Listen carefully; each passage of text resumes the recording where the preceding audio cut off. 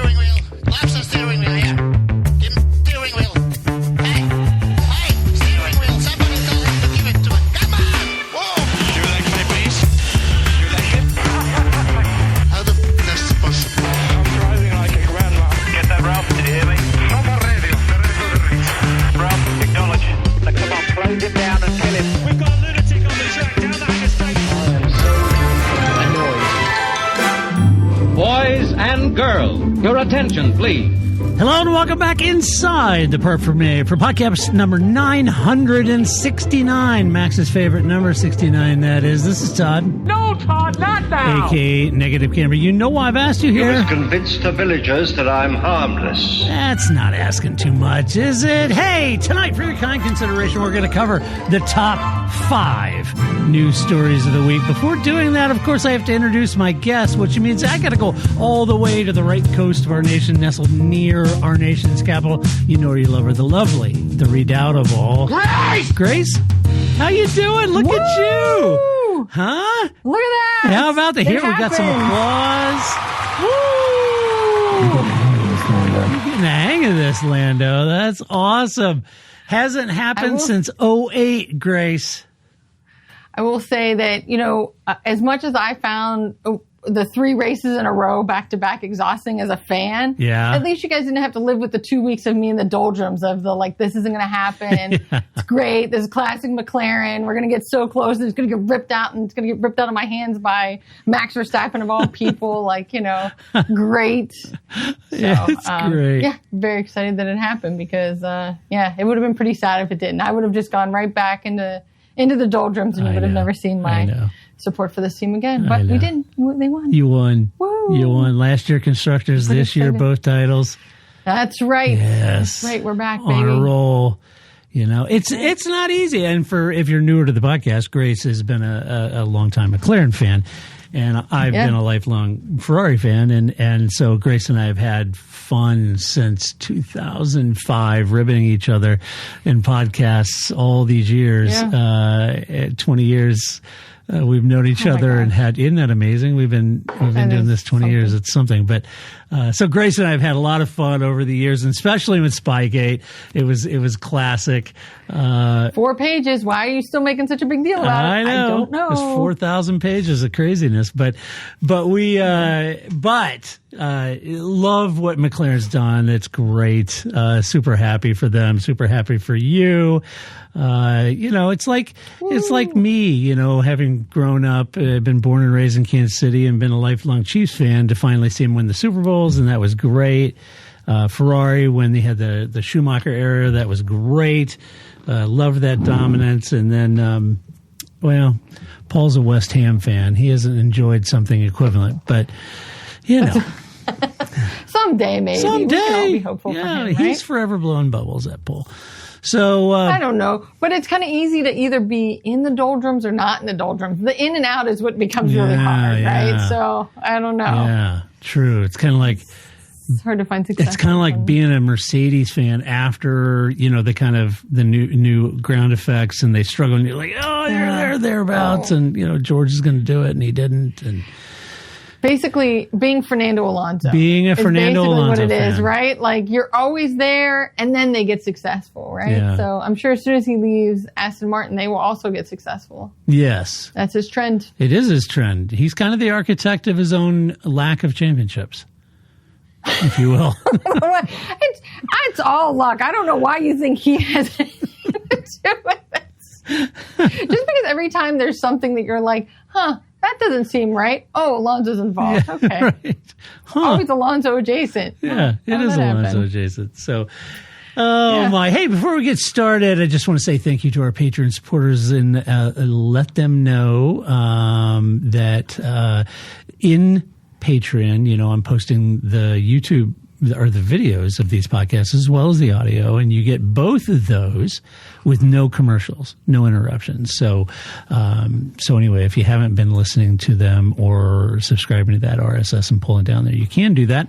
And a huge thank you, because would not do this podcast if it wasn't for our patron supporters. Absolutely. So thank you. And if you'd like to become a patron supporter, just go to our website, theparkforme.com. On the right-hand side, it says support us. Down at the bottom, it says support. You click on that, you can support us in multiple different ways, including Patreon. So anyway, Grace, let's jump into some news now that you are totally McLarened out. This week, here's what we're covering, folks. A fresh Concorde agreement to 2030, a clearer U.S. pipeline to F1. Audi slaps a name on it, believe it or not. And the FIA keeps the incumbent president in a landslide election. And Norris finally gets his silver. We're going to cover all 5 of those. We're going to cover the top 5 news stories. So let's go, top 5. That's right, Lance. It is a different category. That's exactly right. Top story we're going to cover tonight is the Concorde agreement signed to 2030. Now, everybody carried this. FIA carried this. Reuters, ESPN, everybody, you name it. It was a big story. FIA, Formula One, and all 11 teams, not 10, excuse me. That's right. Signed a new Concorde governance agreement. And that is running through 2030. That's a big deal. It, kind of complements the commercial deal that was inked earlier this year, completing and this is interesting. This is the 9th. So for those of us that have been following Formula One for decades, this is the 9th Concorde agreement that has been agreed to since 1981. It's pretty amazing. And the Concorde agreement back in the days, folks, if you're new to F1, back in the day, I mean, Concorde agreements were a pretty contentious thing. And this is back. To say the least. Yeah, this is back when the teams weren't mainly subsisting off the prize money or the broadcast rights and prize money that Formula One gives the teams. This is back when they had to kind of garner their own support by title sponsors and those kind of things. So they were getting money, but not of the level they are now. So back then, trying to get a team to join, they could hold out. Each individual team could hold out, and it was always this push-pull between Eccleston and it was a chippy time. And everybody else. It was always fun. Yeah, it was always fun. I mean, it was great for us to cover. It was. Right? Because you got a lot of great mudslinging kind of quotes out of it. Whereas now it's just like, oh, that happened. Yeah. Okay, cool. That's not Concorde. Okay. Well, great. You're right, Grace. Back in the day, man, you get 3 weeks of 4 weeks of 2 months of podcasts over who was holding out and why, and they tried to do it amongst themselves, but then they wouldn't, and then Eccleston would come out in the press and put pressure on teams that weren't, and they would have to respond, and they'd come back, and it was all very chippy and a lot of fun to cover back in the day. Now it's just like, we all signed it. Cool. Yeah, we signed it. Let's move on. Great.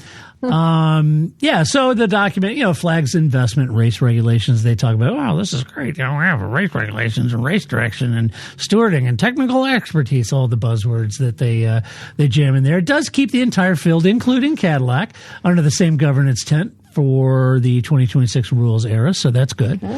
Covers the new 2026 rules era anyway. Teams get, some predictability on their cost cap refinements and governance cadence, and I'm sure they had long conversations with Eddie everywhere to figure out what he was doing there. And then, it's I guess if you're trying to publicly frame this as the press release was, hey, look, we're all collaborative, we're all professional, it's long-term stability, it's great, who's got hair I can mess up? Yeah, it's all wonderful. But I thought, all right, let's talk about a little context, a little perspective on this, shall we? Absolutely. Let's do. You and I, we've been around a while. Yeah. So the Concorde is the sports constitution, if it will. Without it, the rules, the revenue sharing, everything starts to wobble. And as I mentioned, we've seen that in the past with teams holding out. But apparently everybody's happy with the amount of prize money they're going to get now. And the FIA is happy with its portion as well. And isn't that good? That's right. How much extra is Ferrari getting paid? for their legacy team payment. As the legacy team. Yes. Well, they should get extra money, Grace. Because without Ferrari, they're the F in the FIA, right? They were in it long before Bruce McLaren wheeled his car onto the grid. There they go. Mm-hmm. Sign that extra check. That's it. Sign that extra millions of dollars. That's right. It really is kind of a two-path thing. There's the commercial, the money side of it, right? Formula One. And that's Stefano Domenicali in F1. And then there's the governance who decides the sporting regulations, the technical regulations. That's the FIA. And, look, it's probably good. And I would love to have been a fly on the wall in some of these conversations. Because this is, for sure. This season took a lot of incoming over race control, scrutiny and track limits and all that kind of stuff. There was a lot of incoming criticism about the governance of the sport this year. And I'm curious if the teams had much to say about it. But on the flip side, Grace, at least it's stability, right? Everybody signed up. They're all good to go.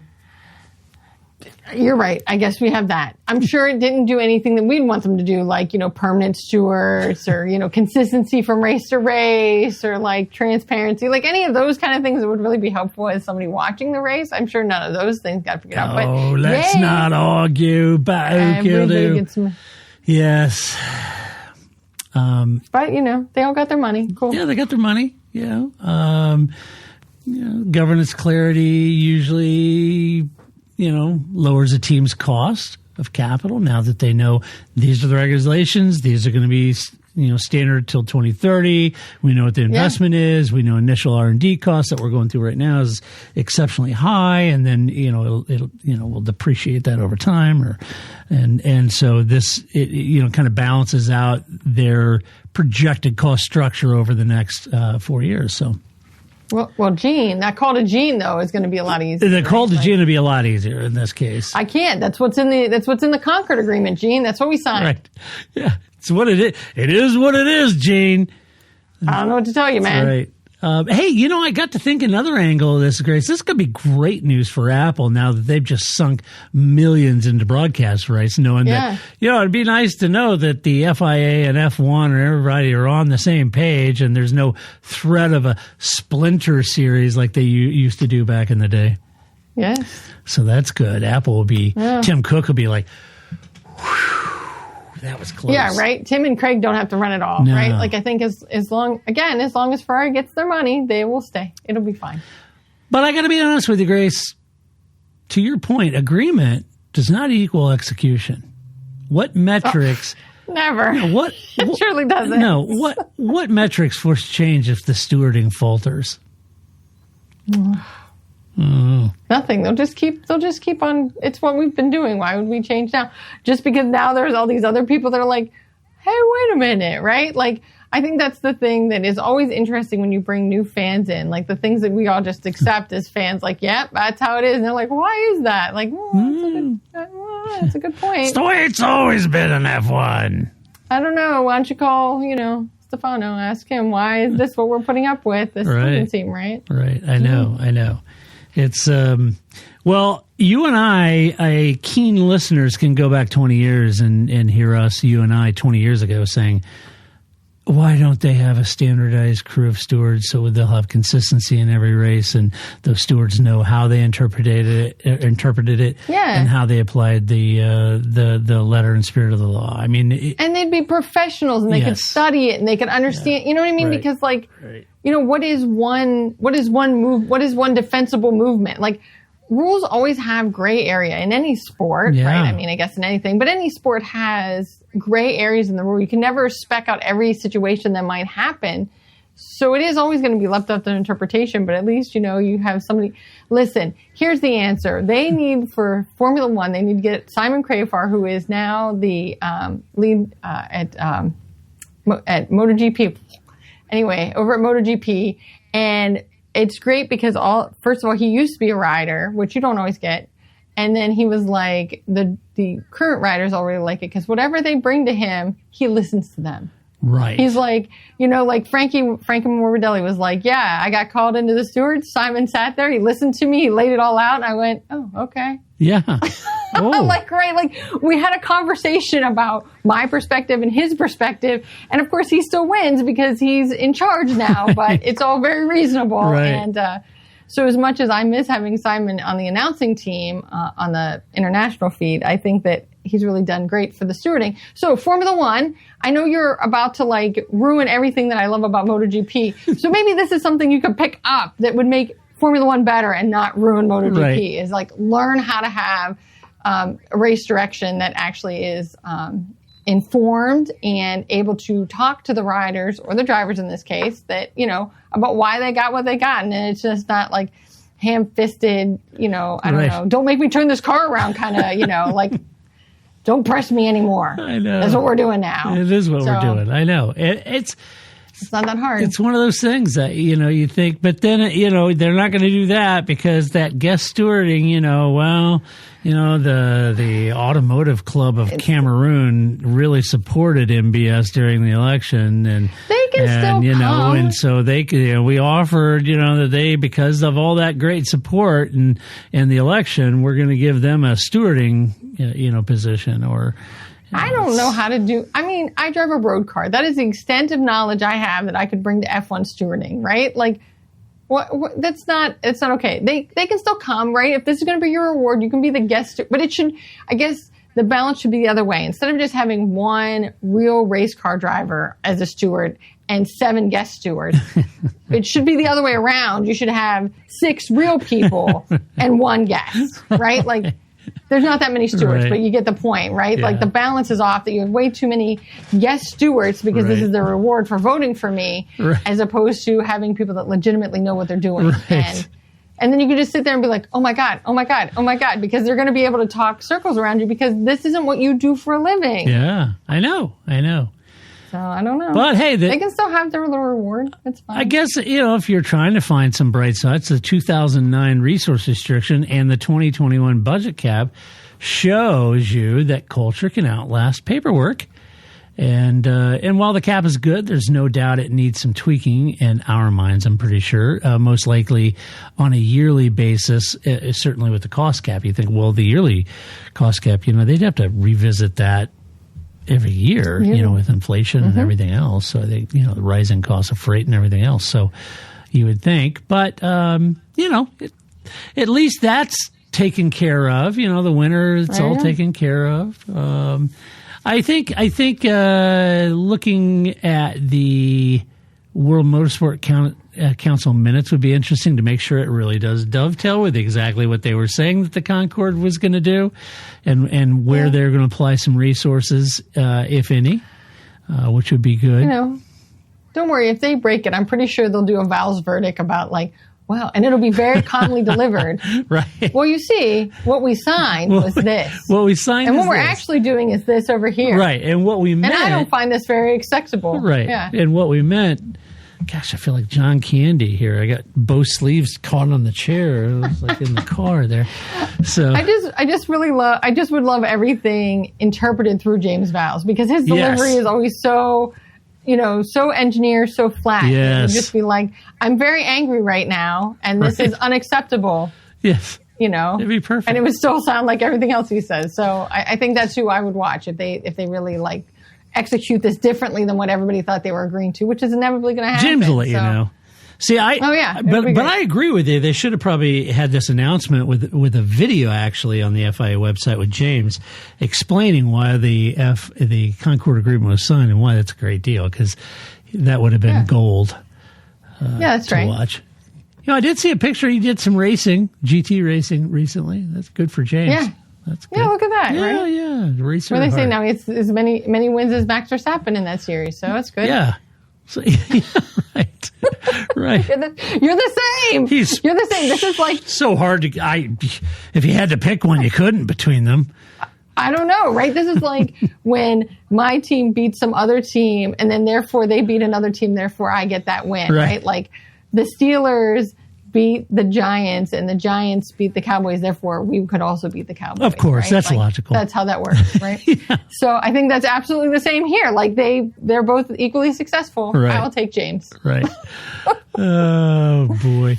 Let's see. The other story I wanted to talk about. This is kind of interesting. This is okay. Admittedly, this story is a little U.S. centric, and I know most of all my friends in the UK are tired of the whole U.S. footprint on F1 as it is. But there was some talk, and to be fair, I think this is probably a good thing on balance. Reuters covered it, but effectively, the FIA boosts the IndyCar super license points from 2026 onward. The World Motorsport Council increased super license points for IndyCar placings P3 through P9 from 2026 onward. Historically, only the champion banked 40 in one go. Now, higher finishes earn more towards the 40-point threshold, right? And that's the rationale is it better reflects the stature and competitiveness of IndyCar. And the practical effects is it shortens the path for top U.S. open wheel talent to F1 eligibility. And I thought, well, that's actually the right move. You know, they were kind of getting short shrift, IndyCar was. And it has been a long-standing claim that IndyCar was undervalued versus F2 and Formula E. You know, they're giving points away in F2 and Formula E. And meanwhile, over in IndyCar, well, if you win the championship, let us know. I mean, Formula E is nuts. It's nuts. That's not the same. No. No, you know what it is? It's a different category. Yeah, exactly. That's great. I mean, I think if somebody's versus IndyCar is closer, right? Yeah. Like it's the cars, the track, speeds, the talent. I think that's a lot closer. Right. Jeff, don't come Formula for me. E, you know, watch them race down at a mind-blowing 60 miles an hour. All into like a closing turn. It's great. Sorry, I know they go faster than 60, folks. Sorry. Don't send me any mess. I know. No, Jeb's coming for you. So I know. It's whatever. So that's good. From a commercial perspective, it helps the U.S. pipeline. I'm sure Zach's happy about it. Yeah, he should be. And Cadillac should be happy about it, right? So it helps that commercial pipeline now that Cadillac's getting in the sport. That's right. Good. Historically, there's always been this ladder purity issue versus market reality. F1 wants U.S. growth and meritocracy. So treating our own open wheel series, meaning Americans' own open wheel series, like some third-rate comical racing series, isn't exactly winning friends and influencing people over here. And so I'm sure that someone said, okay, look, folks, the U.S. is a large market. The owners of F1s, are an American company. And the reality of it is, if we're going to keep beating the stuffing out of IndyCar while we're just doling out super license points for Formula E, we should probably rethink that, you know? Yeah. I mean, I think some of that also is Tony George's fault. I mean, there are so many things that are Tony George's fault, but this is also Tony George's fault. I mean, back in the early 2000s, IndyCar did have a real place in Formula One, and that often, that's where teams like Williams would stick. Like we talk about how like Red Bull doesn't want to, you want your new talent to be in your lower series team, lower team, so that they get their like sea legs under them at Williams or at Haas or at Racing Bulls, not at your team, right? That used to be what they would do to IndyCar, right? Like it would be like, well, we have 4 drivers and 2 seats and somebody needs to get their sea legs, so we're going to send them to IndyCar, right? That relationship used to exist. But then Tony George came along and now he was like, we don't want your F1 castaways. I'm my own series. We're our own great thing. We're IndyCar. We're going to be amazing. And now here we are 20 years later. And finally somebody said, oh, maybe we should have some relationship between these open wheel series again. Yeah. So I think, yes, Formula One has snobbery. Of course they do. And of course there's some sort of like, oh, Americans, we don't want to be a part of that. But I do also think Tony George really put a quash on this relationship that there was across these teams. Yeah, and in fairness, with deference to Formula One and other European sports, I mean, you're right. During that era, it was like there was a lot of chest pounding and bravado from IndyCar about we're more entertaining, we're harder racing than Formula One, and they really felt that they could take on Formula One head to head and blah blah blah blah, and there were a lot of people in the States, who are diehard IndyCar fans, and they were like, yeah, IndyCar is producing great racing, and, it does. And, but, it's IndyCar. And when you think, well, my gosh, the Indy 500 has, hundreds of thousands of people at it. Yeah, I know, but not every IndyCar race does. Indy 500 does, but not every IndyCar race. And then even back then in the late 2000s, you and I we talk about it, I'd say, okay, but, as much as I like IndyCar and want it to be outrageously successful, the reality of it is that you may have a lot of people watching Indy 500, but you have billions of people watching Formula One. So it's a parallax, at best, as you're looking at those two series. And so I think maybe IndyCar got a little too far out over their skis on that, chest pounding. Oh yeah, stuff. We could do a whole. We'd have to bring Paul, but we could do a whole show on Champ Car and IndyCar. Yeah, I did love me some Champ Car. Ruined. Yeah, they used to race in Europe, and it used to, you know what I mean? Like, it used to be a much more international. Didn't they race at the Rockingham Oval Circuit over there in UK? Oh, yeah, I think so. Yeah. So it used to be a much more international series, and so I blame Tony George. And I think anytime I see something about IndyCar, which I now no longer follow closely, Roger Penske owns everything. Is there really anything that he doesn't own? And I think that's also a sign of.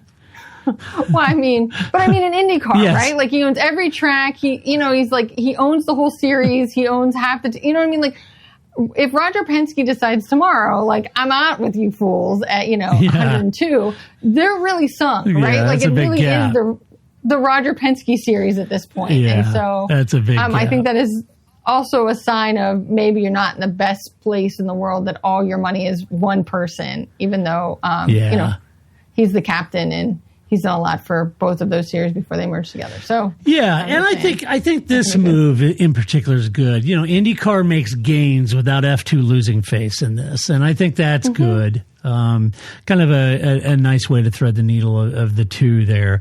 Would it devalue F2 placements in perception, if not policy? I don't know.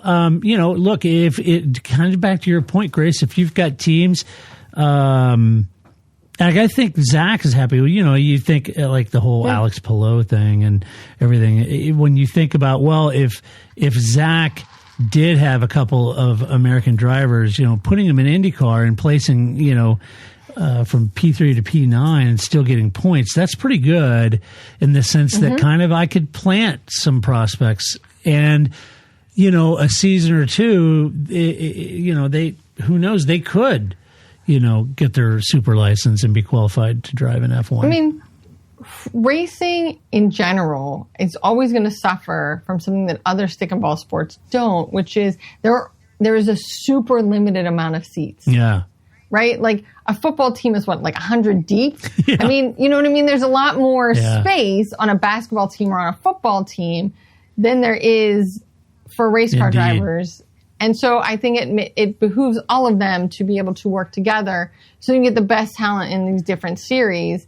And especially if F1 wants to continue having a footprint in the United States, they're going to have this sort of a relationship with each other. To me, it makes sense because you only have, even Red Bull, which has the most seats, but they have so many young talent, young drivers. Like, at some point, you can't promise them all they're going to be Max Verstappen's teammate. At some point, somebody's going to have to go somewhere else. Well, Red Bull has a new vacancy. Goodbye, good luck, and good riddance. I thought that news had to make you happy. Oh, that Isaac got the promotion? Or that Yuki left, or that they kicked Yuki very unceremoniously out of the team. No, that Helmet got kicked out of the team. Oh. Yeah. Yeah, that too. Yeah, finally, now when we do our New Year's resolutions, it won't be that Helmet's thrown out of the sport, which I bring up every year. So now so I've mentioned stewards, so racing stewards, you can figure that out in a couple weeks. Then I won't have to bring that up on the resolution show either. Right, right. It's a perennial favorite of mine is getting some decent stewards, consistent decent stewards, and getting rid of Helmut Marko. So you're right, there he is. He's out of there. But yeah. I was thinking about this. I think once there's a couple case studies, I think the controversy starts to fade down a little bit. In the short term, there could be more tests and more FP1s for U.S. names, right, in the sport. Yeah. I think that would be good. And I also think it'd be good if Formula One, if a knock-on was possibly some deeper scouting stateside for up-and-coming talent, right? I mean, of course, right. And then, and they could diversify their talent pool, their sponsorships. I mean, because that's also a difference between racing and other sports is that you need sponsors. Yeah. LeBron James can be great. He doesn't need sponsors, right? Yeah. Because, the UK, oh my gosh, 35 different champs and 11 are British, so what's over 30%. I mean, I argued there was a secret underground factory in Slough where they're manufacturing F1 world champions over there in the UK. Of course it would be Slough. Yeah, of course. But it might be, it could be in Kent, though, if I'm honest. I don't know. But it'd be good for U.S. drivers, I think. So we'll see, we'll see if there's any announcement, any teams doing reserve or test announcements, referencing the new table, what they're keeping their eye on. Whether Cadillac leverages any of the U.S. drivers will be interesting, right? Nobody really has space to. I mean, yes, they have to be competitive. They're separate series, but there's something in between competitive and symbiotic, right? Yeah. Like, you know what I mean? Like there can be a relationship here that is still, we're separate series, but yet we can benefit each other because the financial resources are less. Yeah. There's just no free money laying around anymore. So if we're all going to survive as series, we're all going to have to learn how to make these resources last, not just in our sport, but across motorsports. Yeah, good point. So there's that. Let's see. Okay. Next up is it's one of Grace's tonight. So realize we've been covering this at the website and podcast since 2005. I can't believe it's going to happen. It's been a long time. And realize that ever since 2005, practically every year, there was always rumors about Audi joining F1. So it got so bad that after years of always hearing that every year, we just said, whatever. I'll believe it when I see it.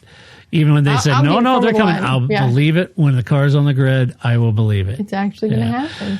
So this week, Audi has announced what their new team name is and their actual launch. And the new formal name of Audi's F1 team is Visa Cash App. No, it's not. It's not. Max Verstappen's second team, right? But it is in the fintech industry. And who doesn't love them a little fintech, Grace? Right?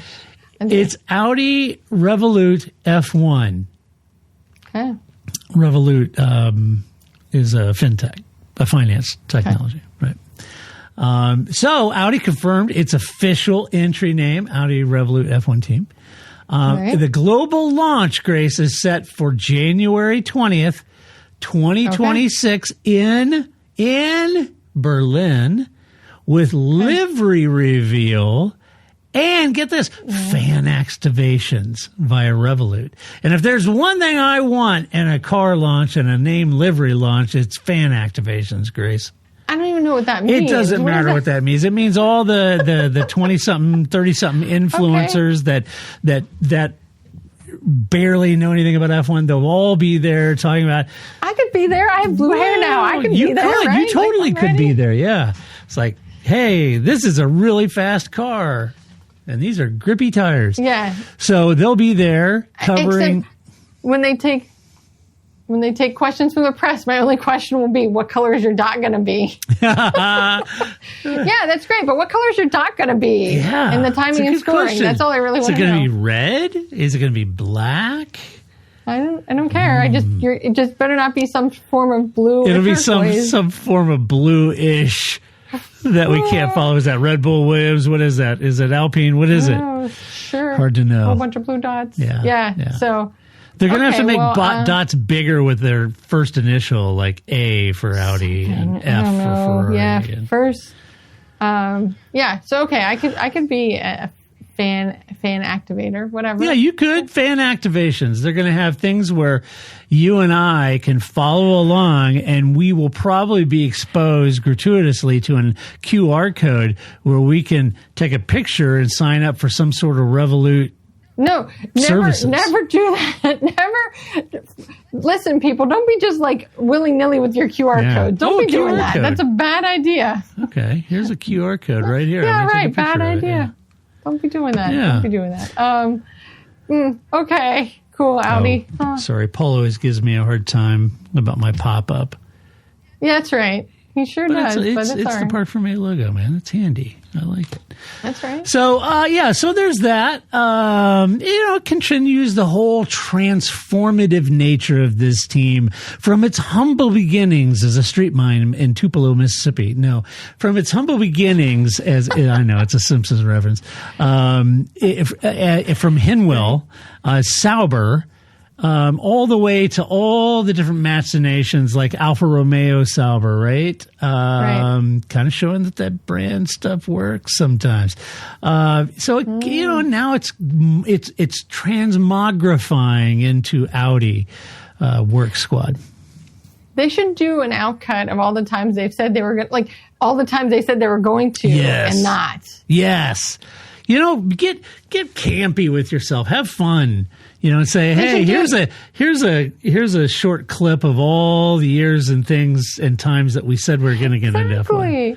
We're going to be in it, and we're not. I think that would be great. They could do it right, like the car launch from 2 years ago, where they had the comedian that was just like kind of poked fun at everybody, right? Like you totally do that. Like here's the 700 press releases where we said we're going to be in Formula One, and then we never showed up, and we're actually going to show up this time. Right.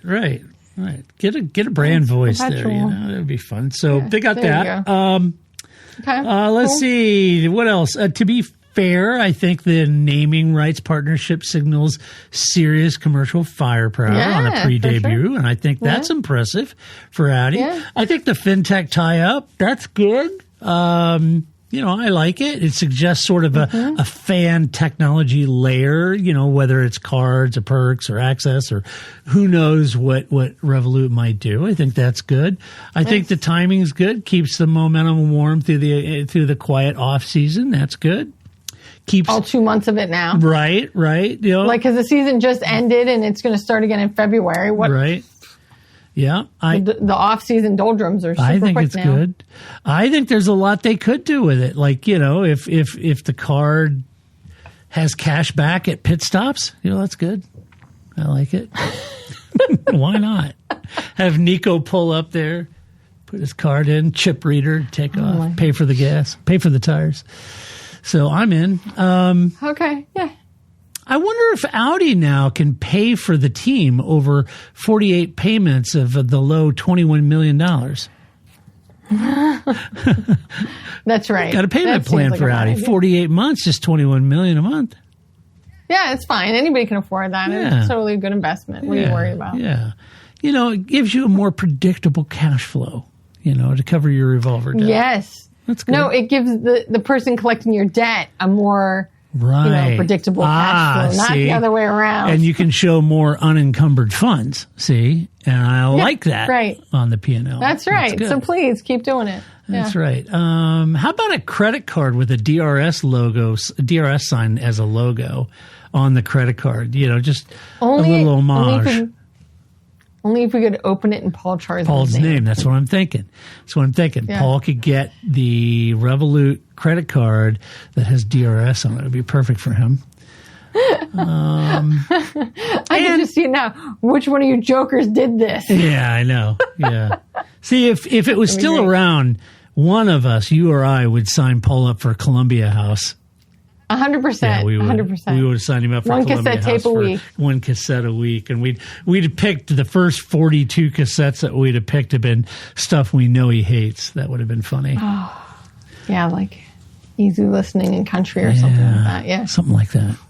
No, I was just trying, like, what's the opposite of punk? I was trying to go. That's why I went with or mod. Easy listening. Yeah, agreed. Exactly. Hey, it's also good that they got a title sponsor because that revenue front loads the team's ramp up as they're coming in. So it takes a little bit of the sting off of what they've been spending the last 2 years on the ramp up. That's good. Yeah.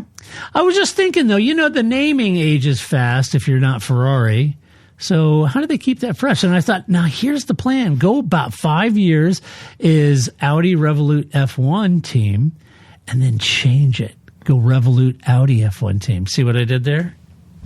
Yeah. It's a masterstroke in marketing.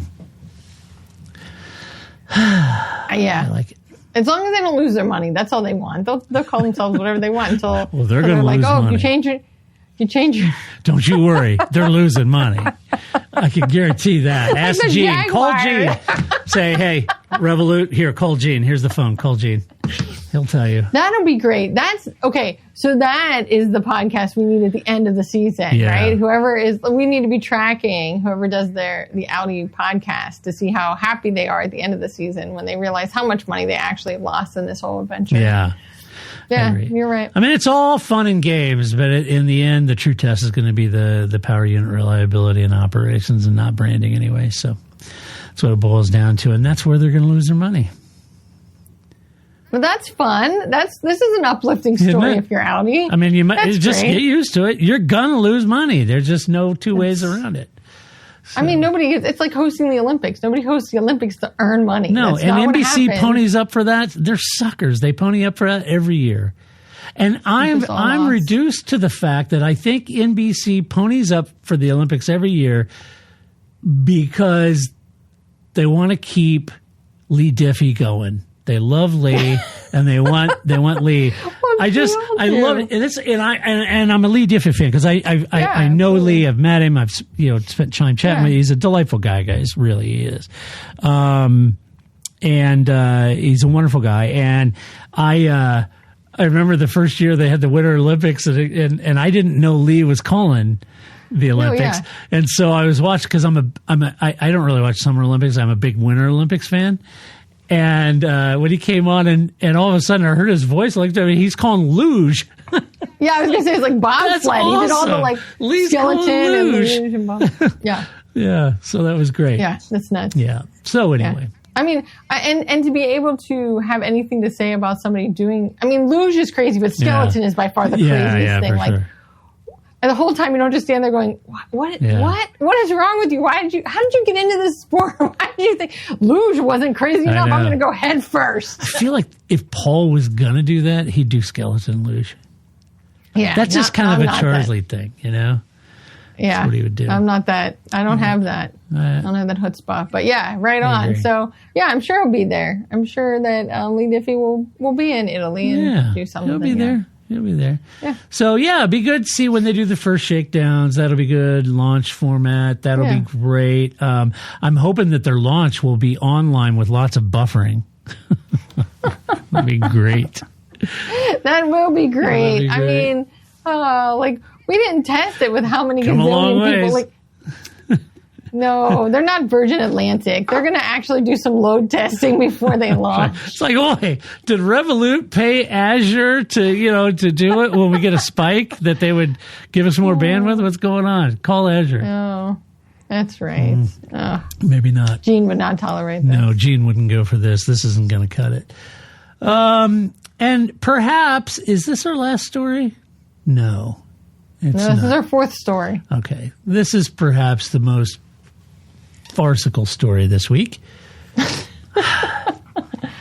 Okay. When Mohammed bin Sulayem re-elected the FIA president. Now, this is glorious. So, MBS secured a second 4-year term, elected unopposed at the FIA General Assembly in Tashkent, which is laid out similarly to Kent, but not nowhere as nice as Kent. So it's kind of a Walmart Kent. Just because it has like a Kent-like word. Yeah. It's just, no offense, but it's like a Walmart Kent to the real Kent, which is glorious. I've never been to Kent, but I hear the people in Kent like me because I brag about them all the time. So Tashkent. Rival bids fell at the nomination slate hurdle. A Paris court was brought in, and they declined to suspend the vote, but they are going to hear a full court case in December or is it December or January, on the vote. And it, media says it could overturn the result of the election depending on what the court finds out. So the legal challenges could continue into early 2026. And this is controversy. Yeah, I don't know if there's some context or perspective. Yeah, on one side you can say, well, it's continuity heading into the new 2026 overall, and it's easier to push officiating because it's MBS, and we all love MBS, and we know what a bang up job he's done in the last 4 years, right?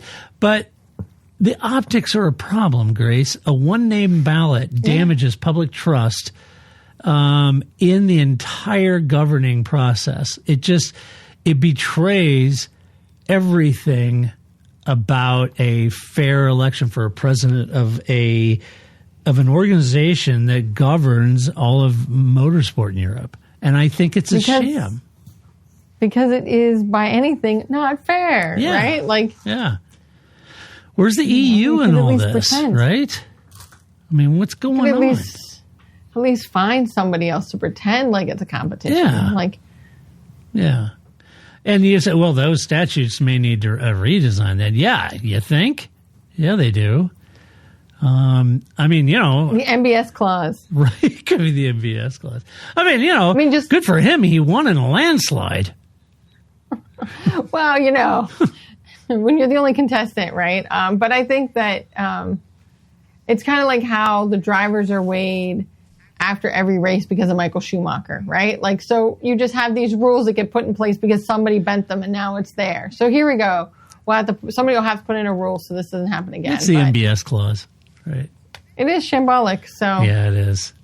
If it stands, you could argue that, stability, and now everybody can coexist. What happens if it doesn't stand? Well, if it doesn't stand, I would think that the court would have to rule that, no, you've got to allow people the mandate. Did we have the election? Yeah. What was the equivalent? I don't remember which article I read, if it was Autosports or one of them. I don't remember where I read it, but somebody made the point that it's a bit like saying, well, I'd like to run for president, but you have to come of a company, but you have to come with all the people that are going to be on your board.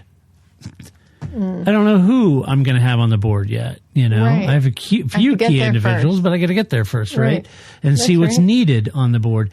Yeah, this mandate said, well, no, you got to have your whole council, what you're going to have, and they got to have a VP. And oh, by the way, there's only one in Brazil, and she's Bernie Ecclestone's wife, and she's already voting for me. So you don't. So good luck. Good luck. Yeah. Well, that's BS. I mean, I'm sorry. Yeah. So it'll be interesting to see if there's any nomination roadmap changes coming, and this court, and what would happen if it strikes the election. That's right. I think that might be interesting. How F1 frames the outcome of this publicly is kind of interesting. They just won't talk about it. They may not. Yeah, you're right. I think you're right, Grace. They probably just won't talk about it because F1 is not a fan. Teams are not a fan. Drivers are not a fan of him. And no, that is very clear. Yeah. And this old playbook is so dog-eared, folks. Just go back and look at the news and stuff when Jean Todt was up and it was an election year, or Max Mosley before him.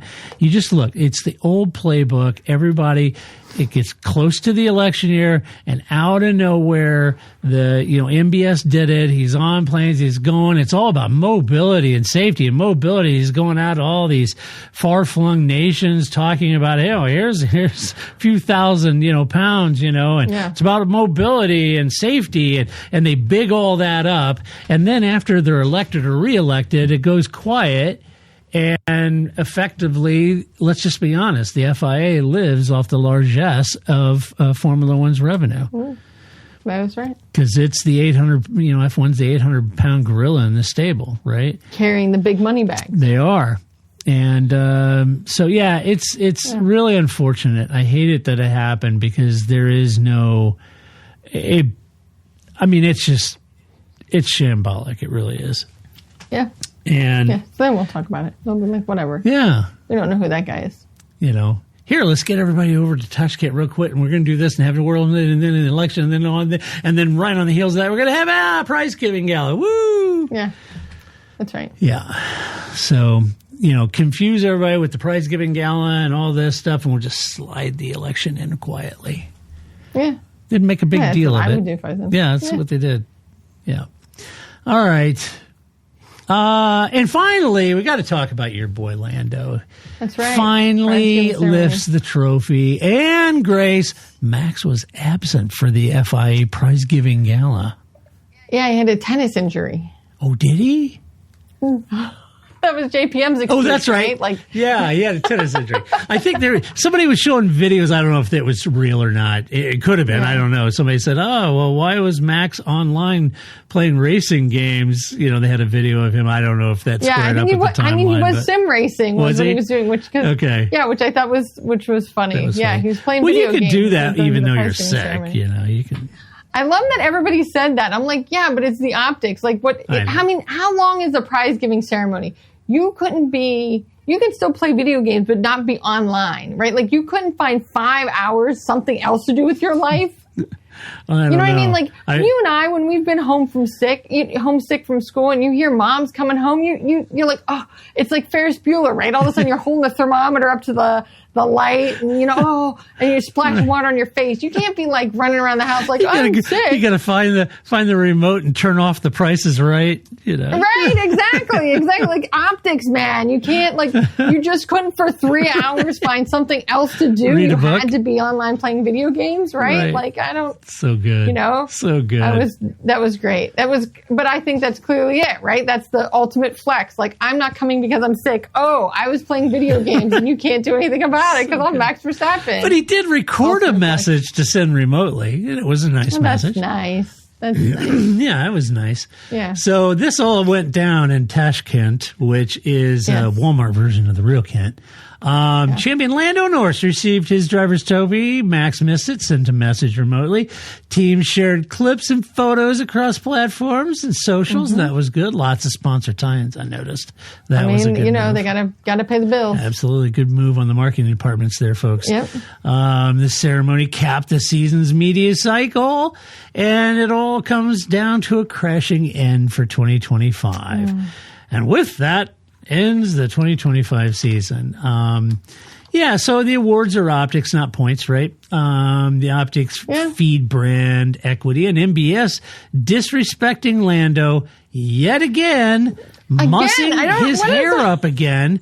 I mean, that is just so disrespectful and out of line. He's tripping, you little kid. I mean, it's just ridiculous. It was weird when they were in the cool down room and this arm just out of nowhere. Like, what? I know. How weird. I'm like, calm down, man. Stop touching me, dude. Let it go. Yeah, Calm down. we're not like this. We aren't besties. Back off. Not like, I mean, maybe you shouldn't do that to little kids, right? Like, it's not respectful, It's right? not. Like, but you certainly shouldn't do that to an adult. It's degrading. Certainly That's to an very adult weird. like Lando, who's a world champion, and you're messing up his hair. I think you should have messed up MBS's hair in response. Yeah, when MBS is in the Middle East, he wears his formal robes, right, with the hat and all that. I mean, how would he feel if Lando came up and said, took his hat off, messed up his robes, right? How would you feel? You're that's disrespectful. These are my robes. Yeah, well, guess what? Lando's hair is what hits his image. We'll be in Australia. He'll have all the chance to run his little hands through that hair, right? Like, I totally would be like, come on over here. Yeah, I think he ought to go and take the hat off of MBS and throw it around and fluff up his robes. And, if we're going to disrespect each other. I don't know. Silly. I would just also be concerned that, because I'm pretty sure there's some, what is that, Grecian hair dye in there. Ooh, he should put like hair oil, like a lot of it in there. So when he does it, he gets that oil over his hands. Exactly. That would be great. Or like the ink thing, like if you steal a shirt out of a department store, like the ink explodes, that kind of idea, right? Like, that's an idea. Put some like black Yes, and then he'd have it on his hands, You could right? do all He'd sorts of things, His right. hands would get dyed. That would be great. Yeah. Please don't touch my hair anymore. Right. I like it. Be passive aggressive. I mean, we all saw it. We all think it's disrespectful. So yeah. Yeah. And just I'm petty like that. Just keep going. Just whatever it takes to get that man to stop touching my head. That's what you need to do. I know. So it was good, McLaren's Halo moment. That helps get their partners renewed and everybody re-signed up. Verstappen, as Bonnie Raitt's very happy. Yeah, Good job. yeah. And Verstappen, his absence was sort of the second headline out of it with, videos of him home gaming was funny. Look, the pace of this thing, the Gala pace remains Gala-ish. Probably could be shortened. Yeah. That would be good.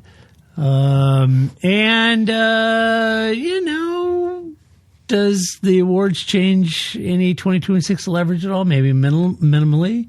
Except Stefano flying there with Zach in a Disney shirt. That added much needed context to what motivates Domenicali. Winners and new broadcast partner money. That's correct. That's it. In the most touristy of tourists, Disney shirts ever. It was great. I loved it. Like as if you just hopped out of Florida all of a sudden. It was so good. Yeah, it's just a T-shirt, like Disney. I also love that Zach just called it, or whoever does the social media, just called it, an award ceremony. No, I always think of the Steve Matchett of no, we don't absorb shock. We dampen oscillation, right? That's right. They're dampers. We don't give out awards here, right? Yeah. Yes, but his was no, we dampen oscillation. No, it's a prize-giving gala. Absorbers, right? No, this is a prize-giving gala. That's right. Zach, get it together. Yes. Shock absorbers. Come on, Zach. You know that.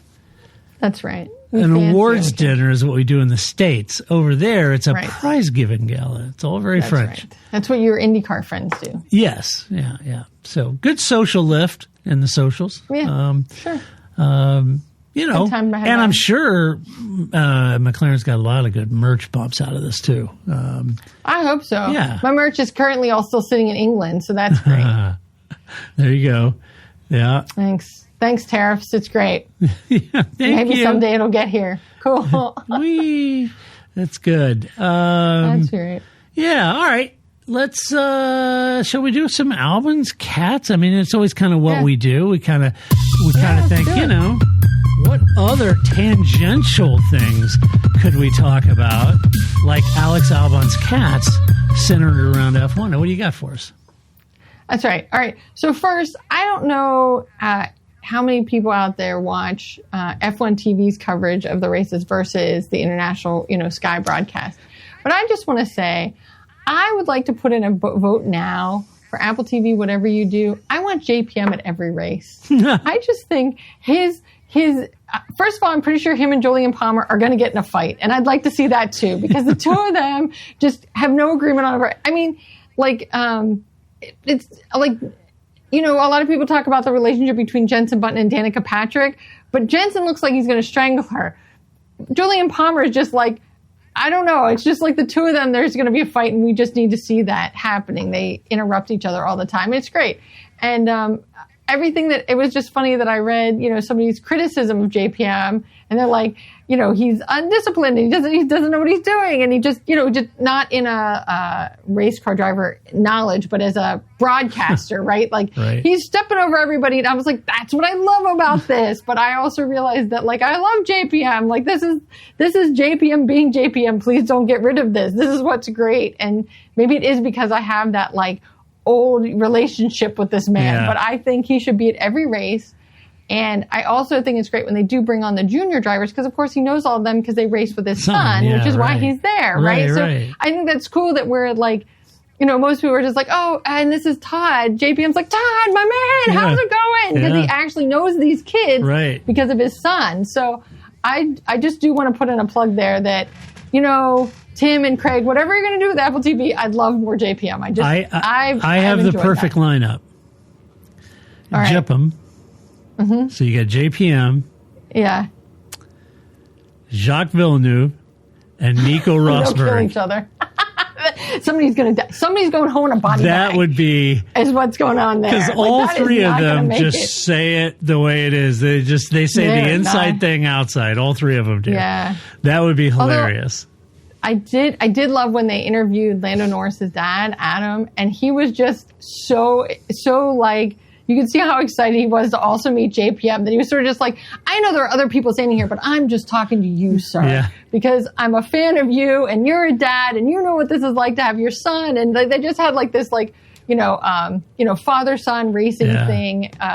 And it was just really cute that he was just like, and you're JPM. I know there's whatever, Julian Palmer in your 5 races. Right. This is JPM, right? Right. So, I enjoyed that.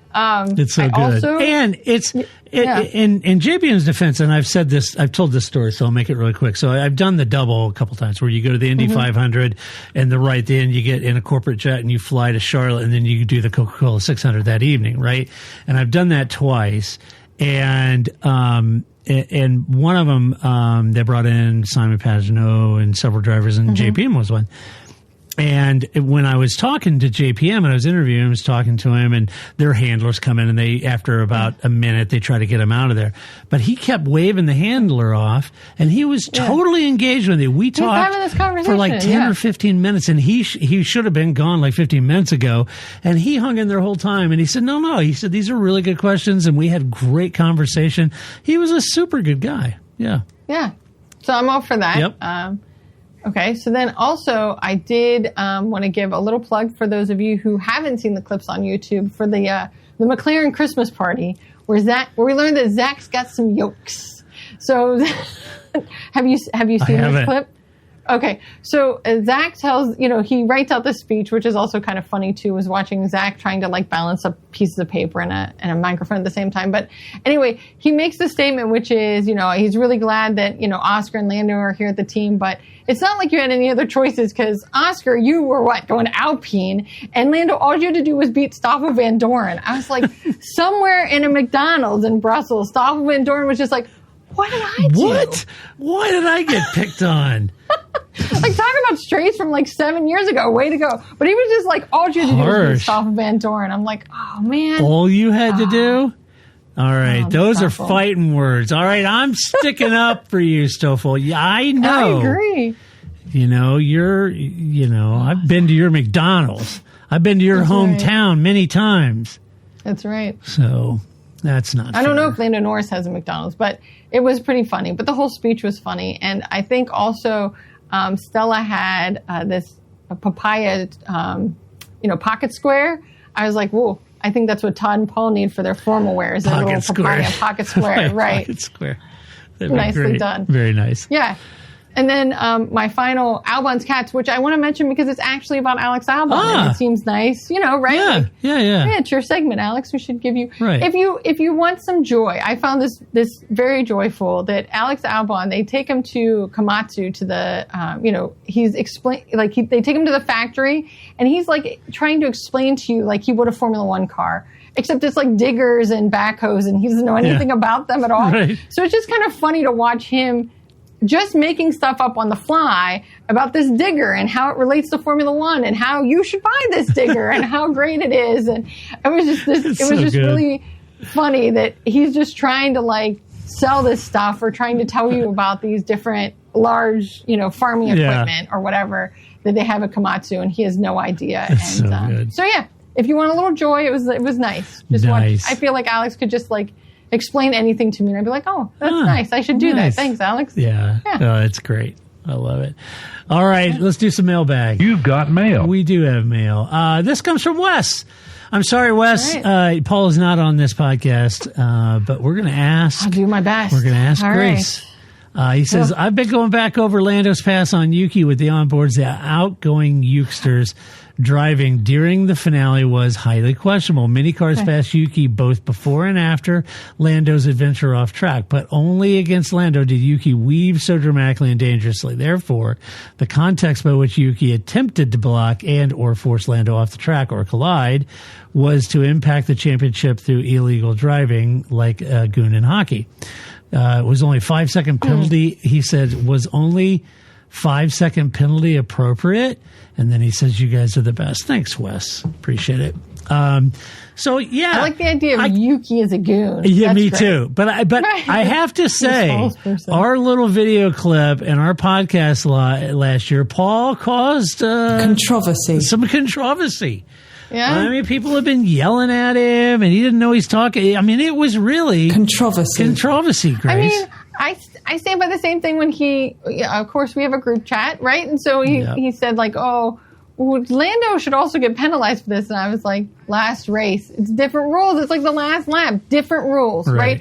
Should he have been penalized? Well, yeah, if this was 4 races ago, maybe he would have been. But he's not going to be penalized in the last race when there's a championship on the line. That's just not going to happen. Right. It's just not. Nobody wants their win being determined by the referees. So that's when he asked us in the group chat. He was kind of like, all right. Would you have lifted or whatever? And I said, in this race, I would have done exactly what Lando did. If this was the 4th race, I would have lifted. Correct. Yeah. That's right. Like, it's different. Yeah. And so whatever people think about should Lando been penalized or not, he was not going to be penalized. Yeah. And I took all kinds of incoming over Paul's controversy, and I didn't agree with Paul. We disagreed in the podcast, and everybody's giving me a hard time. But I will defend Paul because he's going by the letter of the law, and the letter of the law was you don't do that, and you could lift, and you didn't lift, and they've been calling it the whole season. They didn't call it here. What he's pointing out, folks, is the inconsistency. That's what he's pointing out. Not that he really wanted Lando to get a penalty, because he didn't. What he's pointing out is the lack of consistency in the stewarding when you're penalizing some drivers earlier in the year for doing that and not later, right? And so he was just pointing out the consistency of it. Yeah. So Wes's question is Yuki was driving normal until Lando showed up, and so he was actually trying to be aggressive towards Lando. Yes, and he was saying, was a 5-second penalty appropriate? Yeah. I mean, you could have said it was a 10-second. They should have sent him through the longest lap loop, right? Like the MotoGP. I know. I think they should do right? that. Just give him the longest lap. It's fine. I love that idea. I mean, I don't know. I mean, I honestly didn't watch the rest of Yuki's race, so I can't. I feel like I can't. That's the only part they should. Because I will say that too. Dear race direction. First of all, Abu Dhabi, boring, right? Like I get it. Abu Dhabi pays a lot to be the last race on the calendar. Nobody would put them as the last race on the calendar, right? No. And it's just every year, it's just kind of like... Exactly. Because then they kind of... I always think the broadcasters are like, well, then we're going to go to Vegas, and it's this kind of track and this kind of track, and then we're going to go to Qatar, and it's this kind of track and this kind of track, and then we go to Abu Dhabi. Yeah. Right? And it's kind of like, oh, okay, we're going to Abu Dhabi. Great. So, I just... But, there was other stuff happening that we never saw. And this is always the case, and it's always a complaint as a race fan. But there's like, why are we just watching the front 3? There's nothing that's going to happen. I know. I am very nervous, but there's nothing that's going to happen. Should have been watching Alonso the whole race. We should always be. We should just be listening to Alonso's radio the whole time. Why do we even bother? I mean, I know. That guy's a gem. He is a gem, but, it's difficult to know with Alonso, whether he's going to have that or he's no more radio the rest of the race. No more radio. It's always good. You always have to leave space. It's always good when it comes from Alonso. I agree. It's going to be a gem. Totally agree. So, all right. Well, that does it for this podcast this week. Hero of the race. Hero of the race, exactly. Yep. But we'll be back. Don't worry. Yeah. We're not going to leave you high and dry. We will be back. We're going to be covering news next week. We don't fold up the sidewalks and go away over the winter like everyone else. We will be here podcasting on Formula One. And so who knows what we're going to talk about, but whatever we talk about, it should be fun. So that's right. That's it. So until that time, next week when we come back to do it all over again, this is Todd, a.k.a. Negative Camber. See ya, Grace. All right. See you next week.